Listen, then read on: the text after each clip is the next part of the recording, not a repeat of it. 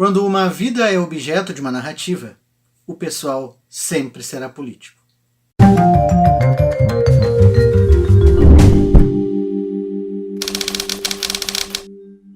Sejam bem-vindos, leitores de todo o universo. Eu sou Carlos André Moreira, este é o seu Admirável Mundo Livre e hoje nós vamos falar sobre Annie Ernaux, uma autora francesa que já tem quase 5 décadas de atividade literária, mas que vem passando nos últimos 2-3 anos por uma espécie de redescoberta internacional que a tornou um dos grandes nomes da literatura contemporânea no cenário mundial, inclusive aqui no Brasil. Nós vamos aproveitar também para falar do seu livro mais recente lançado aqui no país, um misto de romance e autobiografia e memória, publicado originalmente em 2000, chamado O Acontecimento, e que, por tratar com minúcia e com uma honestidade desconcertante da questão do aborto, vem sendo relido neste momento em que o tema volta a ser discutido com todas as suas implicações políticas internacionalmente. Mas antes aquele aviso muito rápido, se você gosta do que a gente faz aqui, se você gosta do nosso conteúdo, dá uma circulada aí pelos nossos vídeos, se curtir, lembre-se de curtir, de interagir, de dar o seu joinha, de comentar, inclusive fazer as suas sugestões, as suas críticas, por que não? Se é novo por aqui e gostou do que viu, pense em assinar as nossas notificações porque ajuda muito o canal. Muito obrigado, vamos ao vídeo.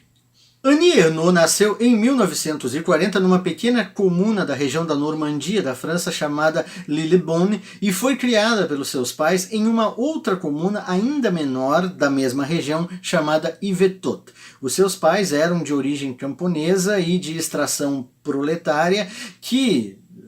se virando daqui e dali, conseguiram melhorar um pouco de vida a ponto de montarem um pequeno comércio. Ela foi, numa circunstância inclusive que vai ecoar para muita gente da geração dela, inclusive aqui no Brasil, foi a primeira pessoa de sua família a conseguir cursar a universidade e ter um título universitário superior. Uma circunstância que ela mesma conta que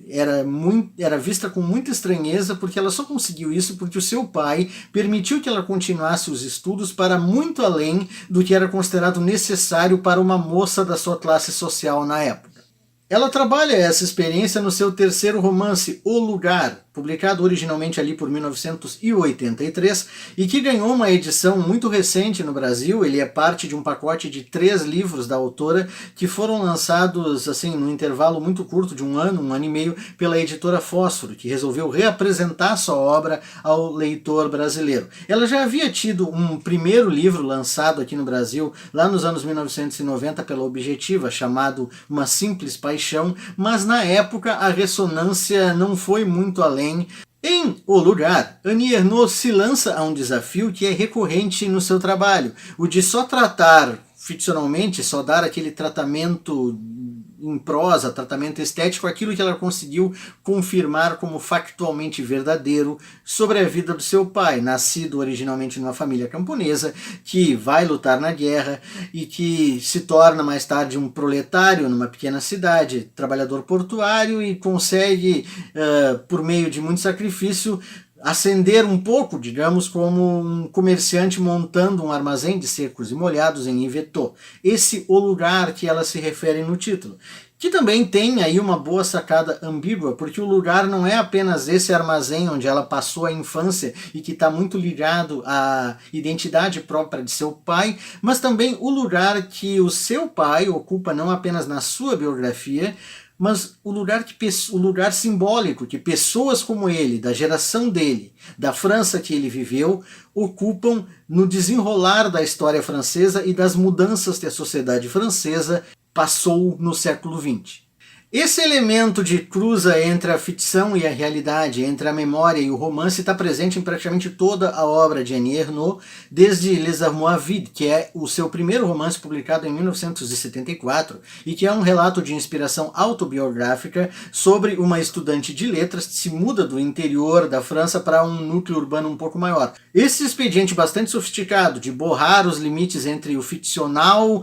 e o memorialístico, entre o biográfico e o romanesco, ela vai voltar a usar em praticamente toda a sua obra. Isso desde Enfant, que vem a ser o livro par de O Lugar, no qual, em vez de recuperar a história do pai, ela recupera a história da mãe, até esse primeiro livro que ela teve lançado no Brasil, que se chama Uma Paixão Simples, no qual também, um relato de tons assumidamente autobiográficos, uma mulher recentemente divorciada meio que redescobre o caminho da própria vida por meio da paixão obsessiva por um diplomata estrangeiro que cruza o seu caminho.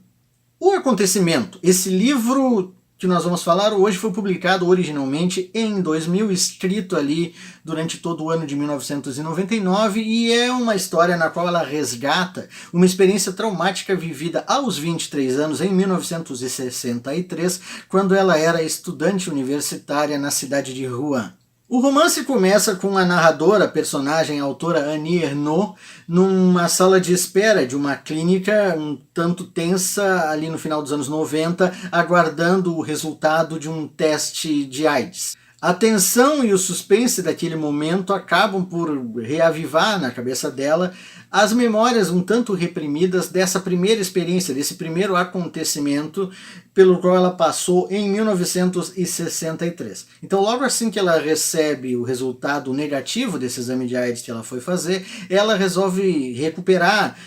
uma agenda e um diário que ela mantinha na época para retomar em tom ficcional esse episódio no qual, em 1963, ela, estudante de letras, engravidou de um rapaz que morava noutra cidade, em Bordeaux, e durante alguns meses, do final de 1963 ao início de 1964, a sua vida inteira meio que parece ter parado em torno desse acontecimento, das suas possíveis repercussões e de como ela poderia, de algum modo, se livrar daquela gravidez indesejada. Isso se dá em um contexto radicalmente diferente do momento em que a autora começa a escrever o livro, no fim dos anos 90. Em 1963, a França ainda está alguns anos distante da grande revolução comportamental e contracultural que ocorreria no final dos anos 1960, e, portanto, a legislação ainda é um tanto conservadora e bastante restritiva no que diz respeito ao aborto. As mulheres que abortassem estavam sujeitas a pena ou multa. Também estavam sujeitos a pena, multa e perda de registro profissional qualquer profissional da saúde que contribuísse ou facilitasse o processo. Mas havia também uma cláusula na legislação de então que permitia a cassação do diploma de médicos que inclusive fizessem propaganda de qualquer meio anticoncepcional. Esse acontecimento e os seus possíveis desdobramentos tomam conta da vida da jovem de tal modo que eles obliteram praticamente qualquer outro aspecto da sua existência. Ela é estudante de letras e logo é convidada para ser professora de séries iniciais, mas ela desiste porque ela não consegue ter cabeça para se imaginar naquele lugar, por exemplo, ou naquela função, naquele momento. Ela tenta seguir com a sua vida normalmente, seguir com as aulas, seguir com um pouco da sua vida social, até mesmo ir ao cinema, ouvir música, algo assim, e nunca ela consegue escapar da gravidade desse acontecimento que volta a puxá-la para esses desdobramentos futuros. Ela tenta obter ajuda junto a médicos aleatórios ou a amigos de faculdade, colegas, mas todas essas tentativas iniciais são recebidas com olhares suspeitos e atitude esquiva, e então a partir daí ela também acrescenta a angústia do acontecimento, a uma certa angústia paranoica com relação ao risco que ela está correndo por tentar interromper essa gravidez. Ela desenvolve um vago sentido de paranoia de que as pessoas estão sabendo o que ela pensa, sabendo o que ela está fazendo, sabendo onde ela vai. Qualquer encontro fortuito é suspeito, ela pode ser entregue para a polícia, e ela mesmo cogita várias vezes os famosos e arriscadíssimos métodos caseiros de interrupção de gravidez, do qual ela acaba recuando, entre outras coisas, pelo medo e dos riscos envolvidos. O relato é feito em primeira pessoa. A personagem narradora passa pelos mesmos acontecimentos que a autora já admitiu que passou. E ela é mesmo apresentada no livro com o nome de solteira que a autora tinha na época, Annie Duchesne. Portanto, o trabalho de Annie Ernaux, não apenas nesse livro, mas em praticamente toda a sua obra, pode ser incluído, e muitas vezes é, no amplo e muitas vezes controverso guarda-chuva da autoficção. A autoficção é um gênero no qual o autor assumidamente mistura ficção e memória, e não, como acontecia muitas vezes, disfarça